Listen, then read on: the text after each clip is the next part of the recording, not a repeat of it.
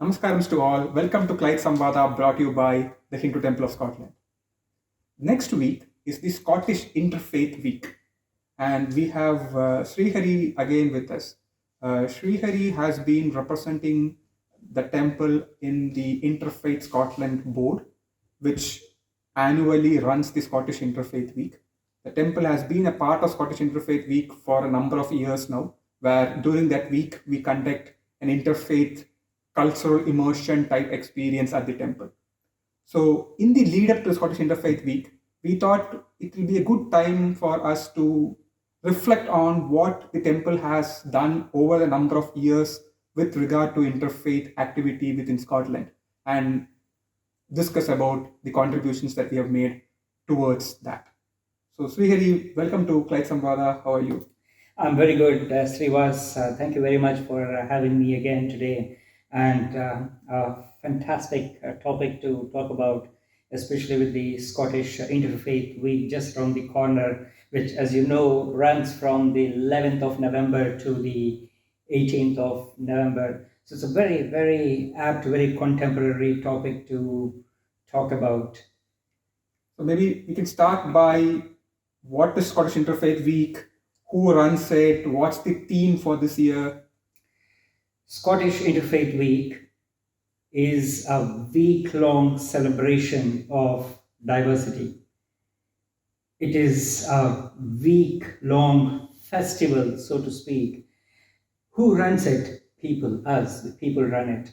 And it is the effort of lots of organizations who drive this movement forward. Believe it or not, this is 20th year in the making. Oh, is it? Okay.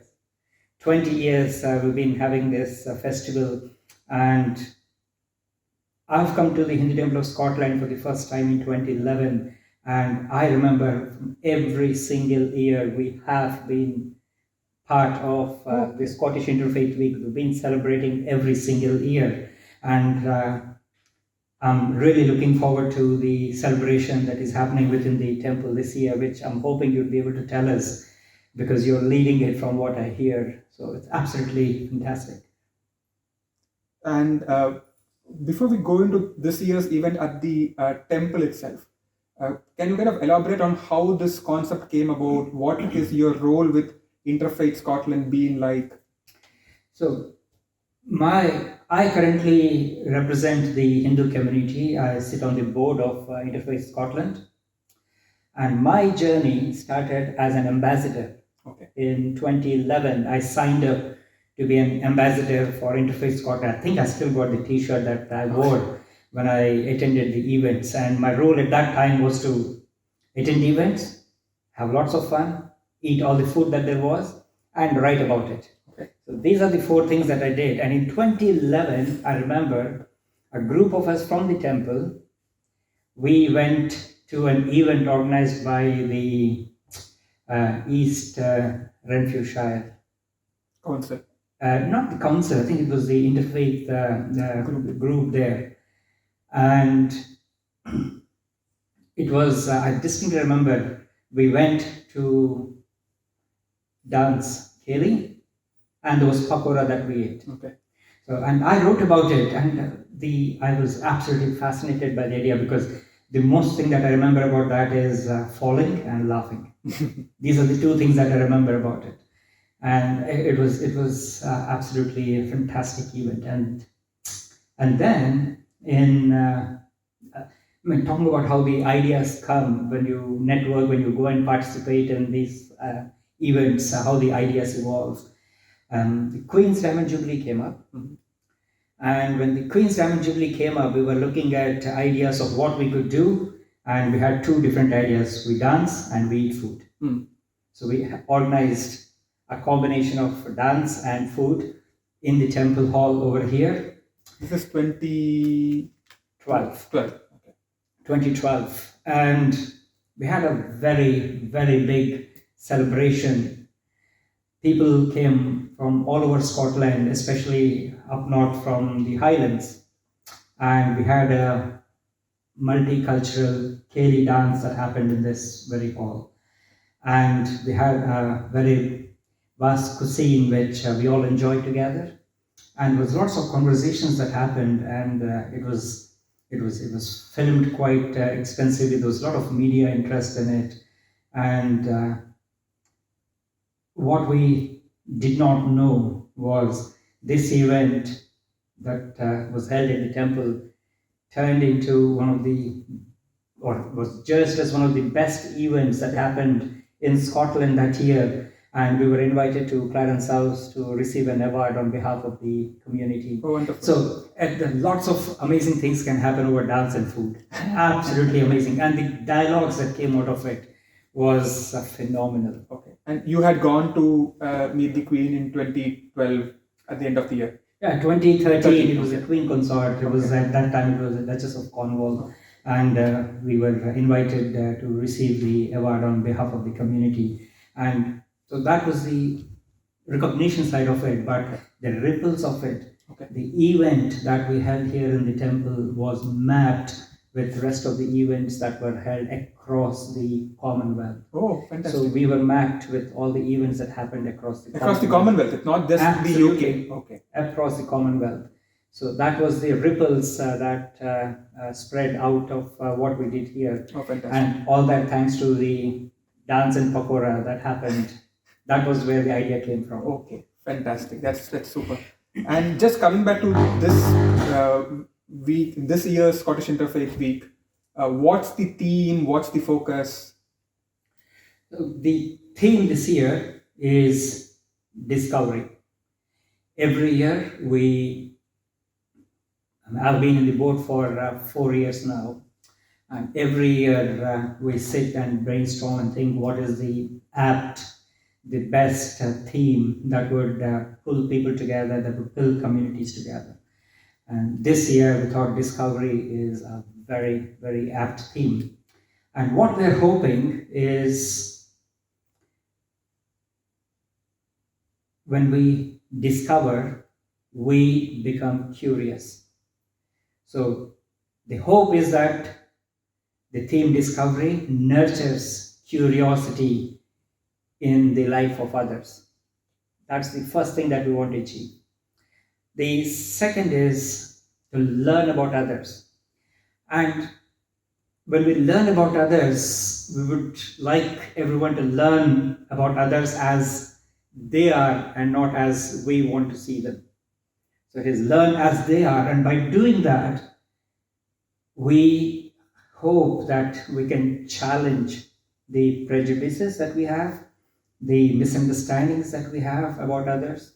So it's about learning how others are as they are. So that is the real hope and aim and the ambition of this year's Scottish Interfaith Week theme, discovery. Fantastic. And given that is the focus, what we have planned to do at the temple is discovery of Indian cultural heritage through the combination of discussions on temple architecture, musical instruments, as well as stories from the folk elements. Sounds fascinating. And to be specific, how we have planned it is there's going to be a part of the discussion that is around temple architecture within a Hindu temple. And then we have a performance, which is a combination of dance and music that is going to tell us the story of Unniyarcha, which is a warrior from the state of Kerala. And as part of it, we'll also have a short Kalaripaitu demonstration. Wonderful. Which is one of the martial arts from Kerala. So we will have that. And then we will have a discussion around Ayurveda, which has roots in Indic wisdom. We will have a demonstration of yoga, which is globalized out of India. And then there's a temple musical instrument called Edakya. We have talked about Edakya in one of our earlier Clyde Samvada as well. We will put a link to that in the description. We will have a demonstration of it and discussion around that also as part of the Interfaith Week. So that is how we have planned this year's Interfaith Week, which is a cultural immersion, trying to discover different unique aspects of Indian cultural heritage. Srivas, that sounds like an awesome program, and I'm gutted that I'm missing it. Work has unfortunately come in the way, but I'm gutted. But Kalaripayattu, I had the opportunity of watching Kalaripayattu demonstration when I was out on the cycle tour of Okay. Kerala not so long ago. In fact, you might It's- want to expand on the cycling tour, because I think you had done that for the Interfaith Week itself, right? Or something like that. That's correct. So in the lead up to the Scottish Interfaith Week, as you know, I get quite a lot from the interfaith community. I got quite a lot of recognition. I got quite a lot of knowledge that I've built, and I've networked with vast members of the community. And for me to give something back, I recently went on a cycle tour of Kerala, and I asked the wider community to fund, or not fund, but donate for my cycling cause. I funded the entire cycle myself, but I requested people to support my cycling. And as of today, I'm so grateful that the community has together provided 536 pounds. Okay. And that would fund at least Five events. or six Events. interfaith events. So I'm very, very grateful to the community. And as a part of the cycle tour, I had an opportunity to watch Kalaripayattu, the Okay. traditional ancient Kerala martial arts performance. Absolutely electric. I'm gutted I'm missing it. Tell me, Sivas, how do we register and come and watch this event or attend this event in the temple? And I'll tell you what, there are fantastic events that are being planned all across Scotland. We talk about this as a festival that happens in Scotland. It's a week-long festival. It's a week-long celebration of diversity. It's www.scottishinterfaithweek.org. That's the website. And please tell us, how do we come? The temples one is also on the website. It's one of the events listed for the 17th of November. So it's on the last day of the Sunday of that week is when we are having the event at the temple. And I'm assuming that it's a free event and everyone's welcome to attend the event. Absolutely. Fantastic. I'm so gutted I'm missing it again. Did I tell you that before? So, And coming back to what historically the temple has done with the interfaith community itself. One is the Queen's event, which, given what you said, seems to have been like a highlight event of sorts. What else has been the temple's involvement with the different interfaith activities? the highlights got better and better. Okay. The highlights got better and better. Commonwealth Games came to Glasgow in 2014. You all know that. And at that time, there was a need to have a multi-faith presence in the Commonwealth Village for the athletes and the organizers to come for their own religious, spiritual well-being. And the temple was invited to be part of that. Okay. So Prabhakara, Jagannathan, and Gopinathan, those three spent the entire duration of the Glasgow Commonwealth in the Commonwealth Village, providing religious and spiritual support to the athletes. And one of the events that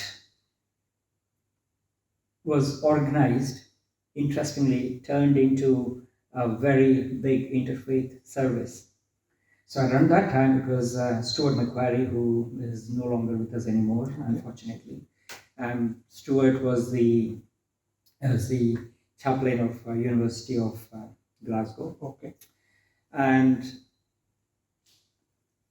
under his leadership, we came up with an interfaith service celebrating the Glasgow Commonwealth Games. And if I'm not wrong, that sowed the seeds for the interfaith service, which we in Scotland have pretty much mastered in doing it, I would say, if I could boast of ourselves as that in Scotland, to the extent that this year, you know how the Commonwealth nations met in Samoa. Mm-hmm. The director of Interfaith Scotland, Dr. Maureen Sayer, Mm-hmm.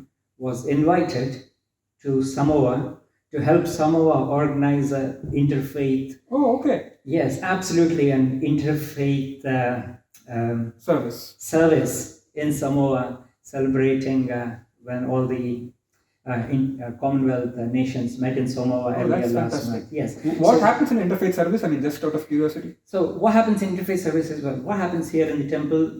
We are offering prayers to our gods and goddesses. Yeah. Other places of worship, other faiths are offering prayers to their gods and to the gods and goddesses that they offer prayers to. Mm. We're all doing within our own faith and belief system. Yes. In the interfaith service, a group of us from different faiths get onto the same platform and offer prayers for the benefit of the entire humankind. Okay. So that is an interfaith service. Okay. And I'm so proud that, well, from what I remember, or from the limited knowledge that I have in this field, the seed for that was sown in Glasgow, and now look at the ripples of it, gone all the way to Samoa, but we've been invited to do that. Oh, fantastic. That's fantastic. So, the Queen service, Commonwealth, Interfaith service, what else has been happening? COP26. Okay. We still are talking about COP26. There are three main organizations in Scotland that do a lot of hard work to bring the different faith communities together. Two in Glasgow, one in Edinburgh. Two in Glasgow, Interfaith Scotland, that works at Scotland level, and then there is Interfaith Glasgow that mainly works for causes in and around Glasgow. And then there is Edinburgh Interfaith Association that looks after the interfaith needs of people in and around Edinburgh. There are lots of other smaller organizations, but if you, so to speak, these are the three umbrella organizations. What were you talking about? I'm very forgetful that no, we're talking about COP26. Yes. So, Interfaith Glasgow and Interfaith Scotland, we came together to organize a vigil, and we came up with a national document, which is now called the Glasgow Declaration, where all the faith communities have signed up to work against the climate changes and to have pro-green measures in the place of worship and encourage that. Yeah. In our previous episodes, we in fact talked about that at length absolutely, for the environment and climate intersection. Absolutely. So, yeah. So all of us, there was a big vigil that was held, which is called the COP26 vigil, and a vast number of faith organizations, faith and belief organizations got together in George Square, and we all said a common prayer, praying for Mother Earth. And that is one of the highlights of the interfaith service which we held. And again, I was fortunate to be part of that. If you believe me, even now, as early as last week, I saw a post on the social media, but this is 2024, and the photographs from 22. the event in 2022 are still being talked about and written about in 2024. And I read an article as recently as 2 weeks ago, last week, on that. So people do pay attention to this, people do show a lot of interest in this, and people talk about this and learn from this. So I think it's absolutely important that we continue to have events like this. Absolutely. So COP26. And then in Scotland, we're also very fortunate to have what's called the Scottish Religious Leaders Forum. And the Scottish Religious Leaders Forum and Interfaith Scotland and the local interfaith organizations went on a pilgrimage. And we went to Iona, You yourself, Srivas, were part of it. Yeah. And we were part of an interfaith service Service. that was broadcast from Iona The Abbey, to the big from Abbey. the Iona Abbey to the rest of the world. And for those who do not know history of Iona, Iona is the place where Christianity came to Scotland. Yes. So there is a bay called the St. Columba's Bay, which we did a walk to, and it's quite a sight given how it looked. And that's where St. Columba came to Iona, and then Christianity Yes. started in Scotland from there. Yes. And you, me, and four others took that pilgrimage walk that day. I remember some very fond memories and photographs of that event. Absolutely right. So the interfaith service which we conducted on Iona again had lots of awesome ripples that came out from it. And when King Charles came to Scotland for the honors of Scotland, the Scotland coronation event, that's the easiest way for me to explain it. Scotland was very, very keen on having representation from different faiths in the coronation event, having an active role in the coronation event. And if you think of it, that could be one of the epics of example of an interfaith service, of an interfaith service. Imagine people from different faith backgrounds standing and given the same platform, given the same respect, given the same level, and being seen as part of the society. So I think that is what work of the interfaith is. It gives an equal platform for everyone to practice their faith, practice their beliefs, and by doing that, we're actually celebrating the diversity that there is in Scotland. And if I could put it this way, it sounds a bit negative if I'm bringing in issues with the issues that we could have between different faith and religions. The Police Scotland tell us that we don't have any major reported incident of faith-based violence or crime in Scotland, and that's a very proud thing to have. And all that is because of the work that happens at grassroots level, all the work that happens as a part of these festivals when we get to know each other, and the work that happens at organization levels, and the work that happens at the interfaith, the board level that we oversee. So Scottish Interfaith Week, lots of events happening all across Scotland, up and down the country. Please go to www.scottishinterfaithweek.org and look at the events. There are events online, there are events offline. Try and participate, get to know each other. And drop in for the event at the temple on the 17th as well. Absolutely. And with that, we will call it a day for today's session. Thank you so much, Srihari, for the contributions that you have made towards Interfaith Scotland over a number of years, as well as within the temple. Thank you so much for. Thank you very much. Absolutely beautiful topic to talk about in the Clyde Samvada today. And I hope you have a lovely Scottish Interfaith Week, and hope all our audience has a lovely celebration of diversity from the 11th of November to the 18th of November this year. The theme is discovery. Let's discover each other. Thank you.